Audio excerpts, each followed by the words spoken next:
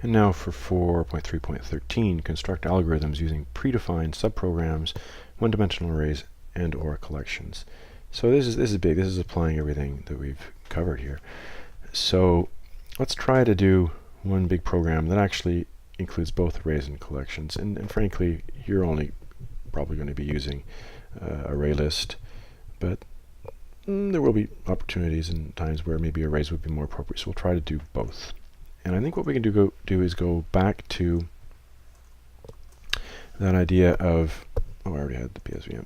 Go back to the idea of a grades program where you get a bunch of students and they each have similar courses and they input the grades and then we calculate averages and so on. So the first thing that we should do is divide this up into methods and think about the methods that we could have. So the first one could be input student info. Something like that. And then we could have the method where they input their grades. How about just input grades? And then calculate stuff. So just maybe calculations.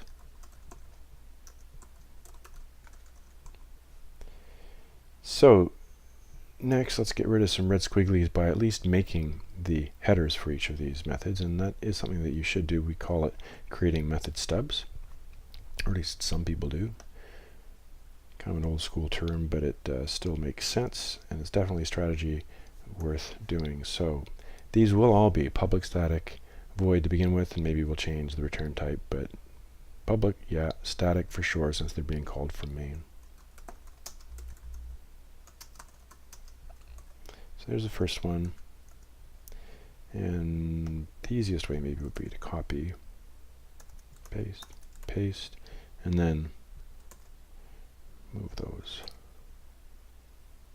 in. So first, input student info. Well, let's just do a welcome.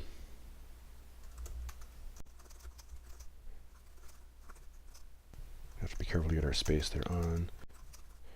So we don't know how many students there are going to be, and we want this program to be flexible enough to take in different numbers of students to do different things. So we'll definitely use a while loop while there are more students to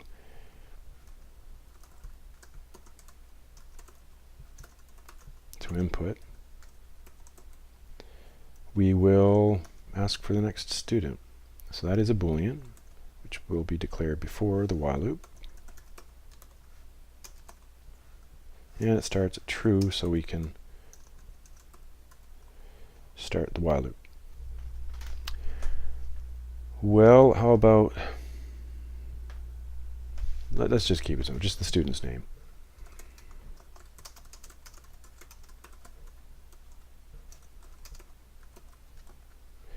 We're going to need a buffered reader to input that, and we will need a buffered reader down here too because we're inputting. So let's make a class scope static buffered reader. So static, and then my B reader.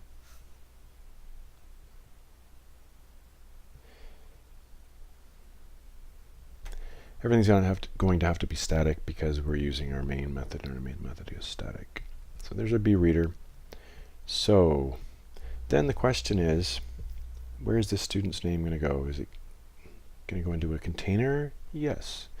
But let's get it in first. Let's just do this in 2 steps. String student name readline. And as usual, we'll need to get our throw exception. What's this? Yeah, so throw clause needed there as well. We'll deal with exceptions another time in more detail. So now we have a student name. Where do we want to put that? We could put it in an array. We could make an array appear globally, but the problem with doing that is an array is, as we know, a static size, and we want this to be flexible enough, if we can, to accommodate different classes of different numbers of students. So let's choose to use our array list already for that. student list. And we'll import the array list. So we'll add that student name to a student array list.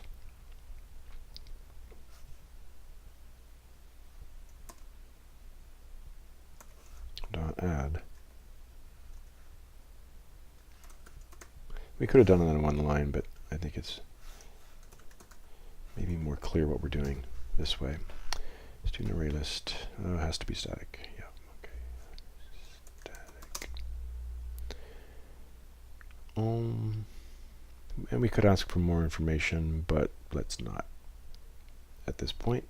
Object-oriented programming would be much better for that. So more very soon. For now, we just need to ask when we're going to stop inputting new students. So we'll ask the question true, false. Bring that in as a Boolean. Well, we've already got the Boolean, more students to input.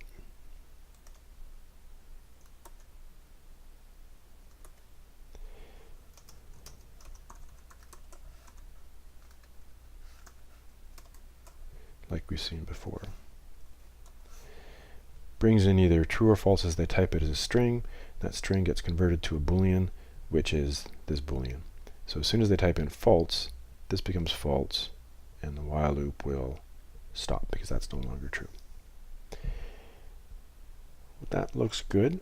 So we've inputted the student info, and maybe we should just be happy with that. So,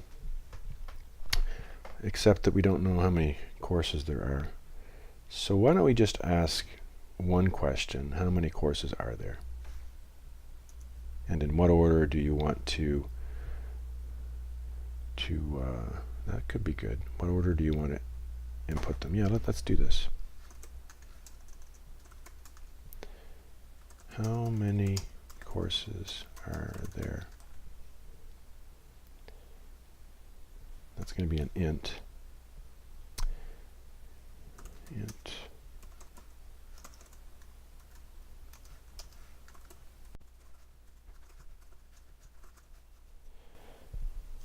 And what other names? We'll have, how about an array for that? I'm thinking that array is going to have to be global. So let's just declare that right now. Static string array course names. Assign new. Oh, we can't do it because we don't know. Yeah, we can't continue this like this. String, because we don't know the number. We don't. There are 3 courses or whatever. But what we can do is we can make this a global. Global as in it's got class scope. It can be used anywhere, so that we can, populate the course names right now here, but yet we can use them down there. That's going to work fine. So number of courses, they type it in, we've got it, and then we say for that number of courses, we ask what's the next course name. For int I starts at 0, I is less than num courses, I++. So now we will have a while and a for loop. That's good. I don't want to make this too complicated, but I want to squeeze it all in if I can. So we got a for loop here. We ask them, what is the next course name? And let's do this all in one line. Let's go courses name, but we can't do that quite yet. We've got to up here, now that we know the number of courses we can go, course names is assign a new string array of that big. Better pause at this point. So what we've done here, right? We've said how many courses are there? They type in 3. That becomes a number 3. So we can finish off the declaration of our string array. we have a string array called course names. Well, now we can say that course names is a new string array of 3 courses. And down here, we can go course names I will be assigned br.readline. And that'll loop through exactly the number of times that there are courses. And for each one, the 0th, the 1st, the 2nd, for example, it will assign the correct name. So we've got our course names through a for loop and an array. And we've got our student names through a while loop and a student array list. So now, and we should test it right now, but I won't for the sake of keeping the video in a reasonable amount of time. Input grades. I'm just going to collapse this for now. Input grades. For each student, we're going to have to input 3 grades. So let's go for I is less than, this is the student, so we've got our student array list dot size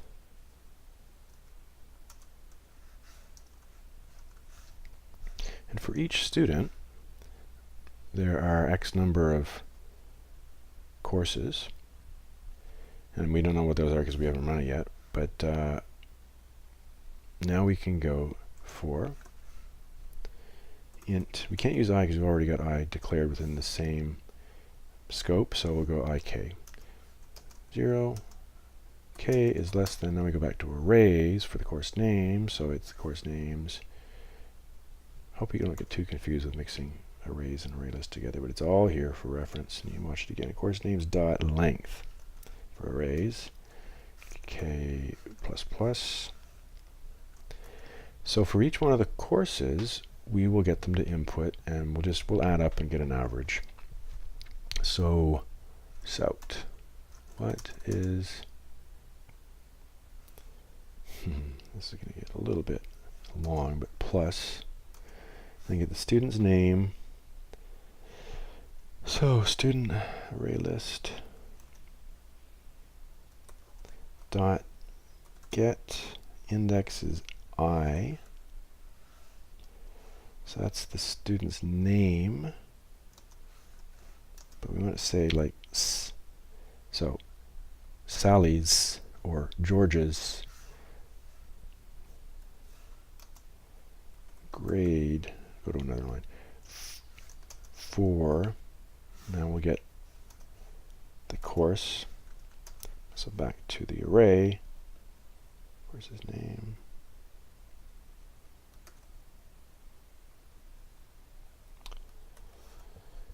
K, because K is the controller for the course's name. So Sally's grade for chemistry, or what is Sally's grade for chemistry? I guess question mark. All right, and then it'll be input as a string converted to an int. So let's just have some sort of a total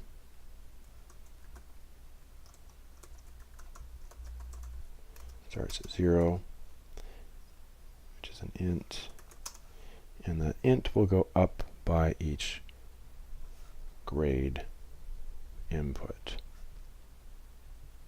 Copy, paste, plus equals, I'll do it all in one line, integer percent the br dot readline. Exception, okay. And so when we finish going through each individual student, all of their grades, we'll have this total grade, which we need to divide by the number of courses. So we're finished this student, and we're going to go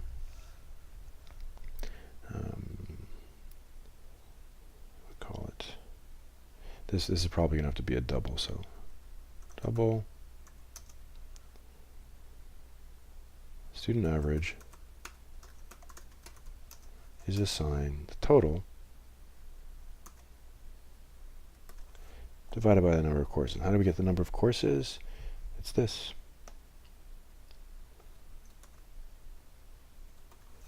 Semicolon.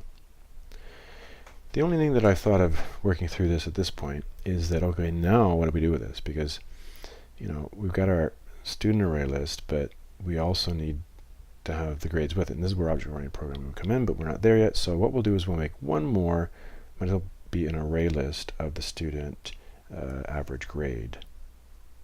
So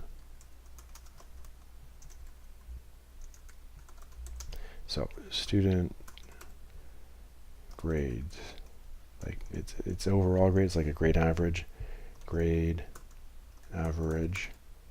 array list. Kind of long, going to keep it. New array list. Yeah, too long, but too late. So going through this, we will add this.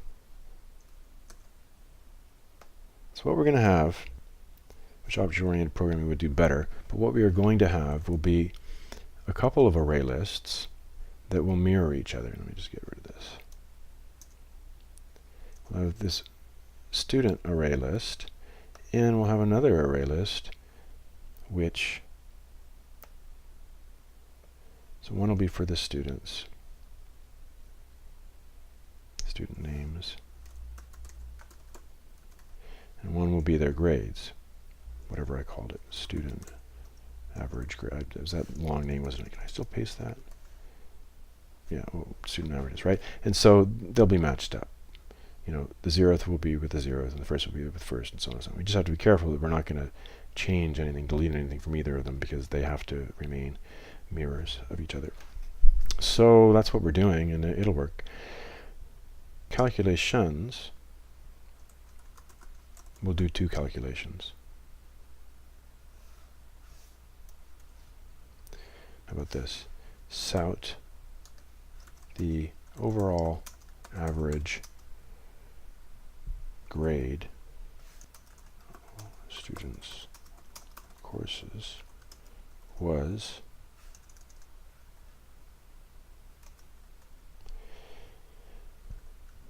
and then we're gonna call a helper method. We're gonna call calculate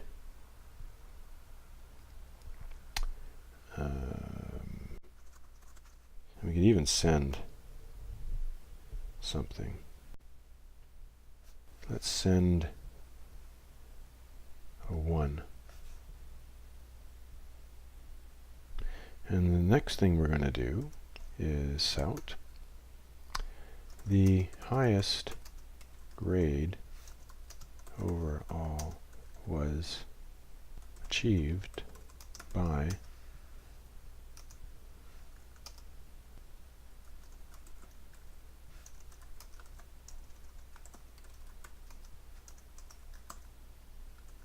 I'm just throwing in these parameters just to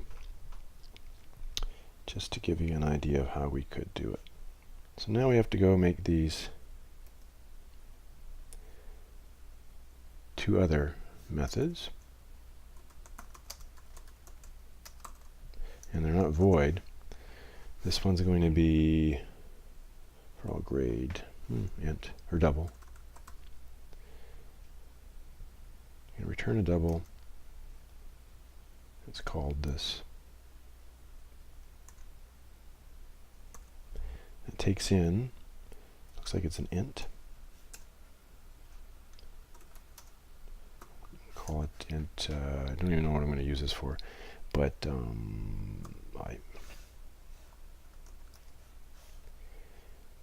and it needs to return eventually a double, so we'll just make it return something for now, so we get no squigglies. And we need to make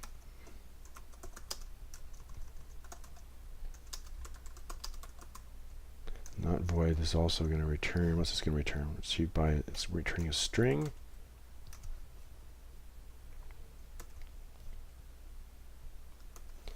And it's taking in an int I. Again, I don't know what I'm using the int for, but I'll think of something. And return a string. So the average, the overall average, is pretty straightforward. We're using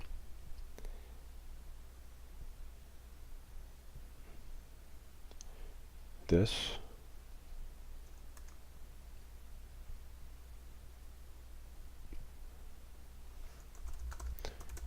We can't use I anymore. Int k dot size.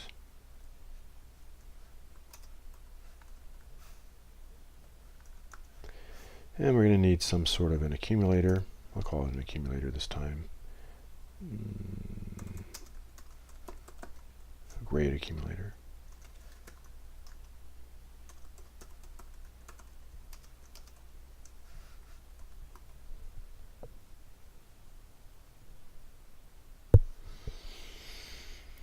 And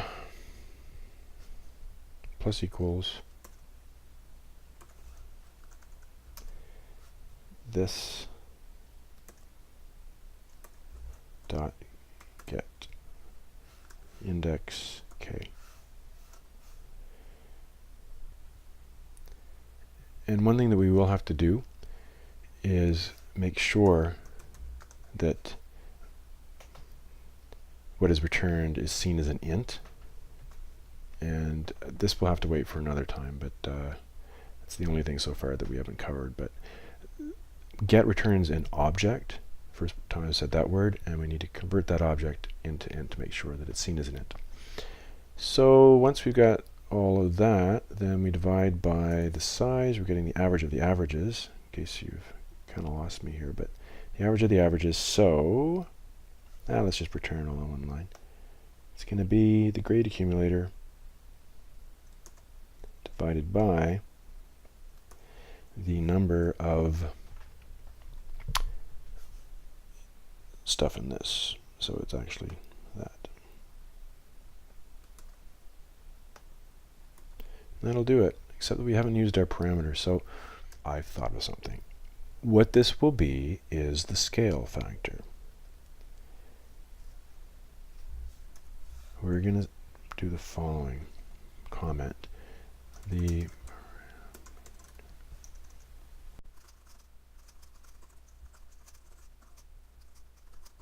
This way we're going to get in everything, including an if-else too. So check this out. Instead of returning this,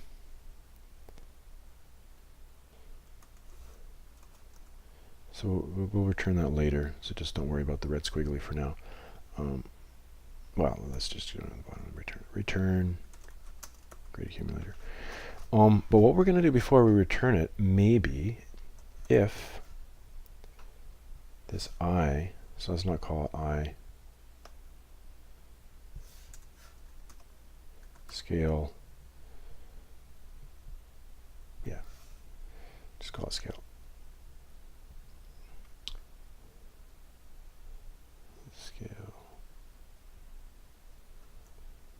Scale equals 1, then we're not going to do anything.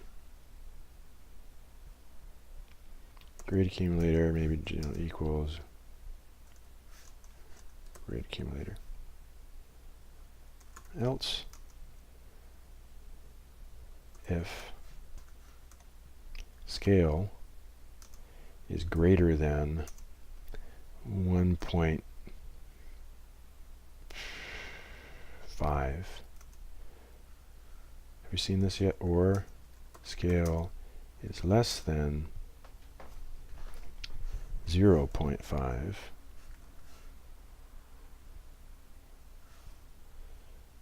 grade accumulator is assign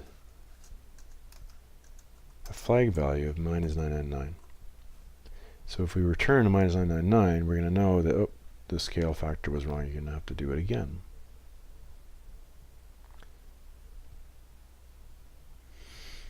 And else, it's not 1. It's not a bad scale factor. So grade accumulator is assign grade accumulator times scale. And then we can return it. In terms of calculating the highest, okay, we've already succeeded with parameter inclusion in this, so I'm not going to worry about that and get rid of that. And what could we do then? Calculate highest grade. We're going to have to loop through and look for the highest grade. So let's do an assume here that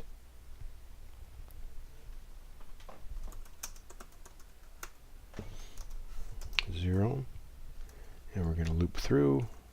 What are we looping through? Highest grade. This is the average. I'm going to be clear about that too. Average. It's not the average, not the highest individual grade, it's the highest average grade.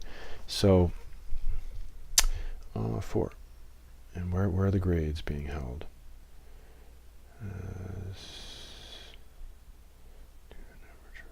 This one.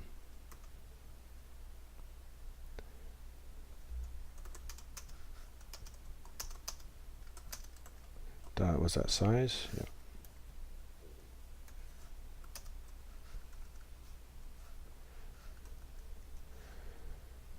If there's another if that dot get, we're gonna have to convert it to an int. So or just make sure it's an int. But anyway, first of all, let's put in the I, and we can do this right now. Int is greater than highest.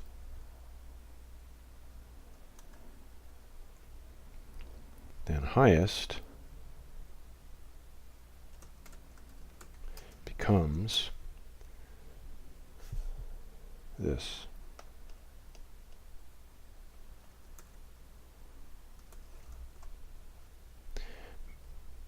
But we also want to keep track of who the highest, or at least the element number of the highest grade. So like if we find the highest grade here, what we need to keep track of is this, the I, right? So we can know what the student's name is. Or I guess it would be here. If this is the highest grade, average grade, then we need to know that the 012, because in the 012 of the student names, that's the student's name that we have to return. So we'll have an int for the index of highest, and we can't make that 0 because it could be the 0th, right? So we'll make it like -1. So int index of highest assign -1, and if this is the highest, that is the highest, and index of highest is the I, right? It's the I. So what are we returning? We're returning the student's name, so the 012 from the student names. And what's the student names? What was it? That's the one. Copy.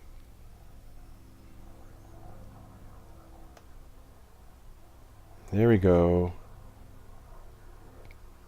Dot get I. And now we have one last little issue, and it can't find I because I is defined inside the for, and the for is ended. So we'll have to define the I here. Just define it there, and then for I starts at 0, and convert this to a string. Did we not use highest index? It says that we didn't use it. Oh yeah, no. So my bad. We didn't use it. This shouldn't be I. It should be index of highest. That's a nice little feature, right? The gray squiggly tells you when you haven't used a variable, and it can really pick up something that you forgot about. That is really sophisticated. It's probably the minimum number of lines, though, that you could have in a program that uses all of that, and there's a lot in there. So I'll run it and make sure that it works. So when I ran it the first time, I did get an error, and here's what it is, saying that double cannot be cast into an integer. So this is an int, but what it's taking, this thing is a double. So someplace there has to be it declared as a double.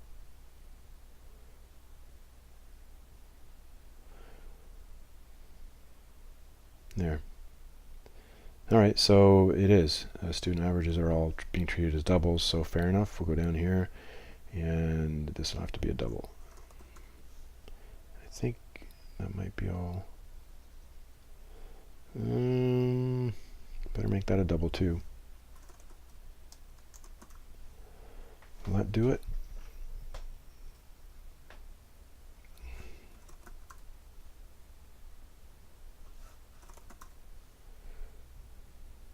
The indexes are still ints. That's fine, right? That's just like 0, 1, 2. But all the grade stuff has to be doubles. Before I run this again, I want to make sure any other ints. Total grade value. Let's make that 2.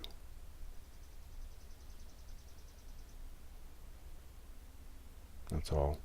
Names. Okay. So one more time, and I'll just do this live because I'm just going to cut it way down to 2 courses, 2 students.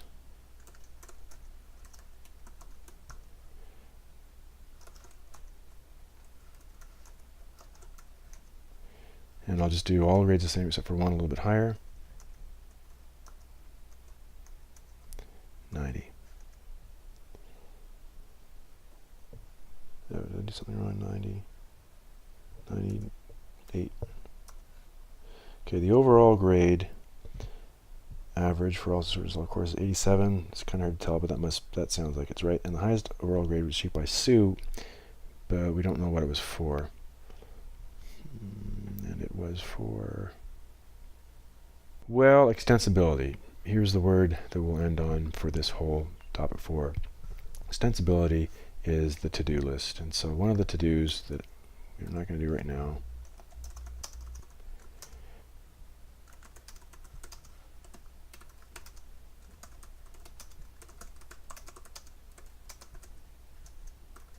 in which they scored it. The end.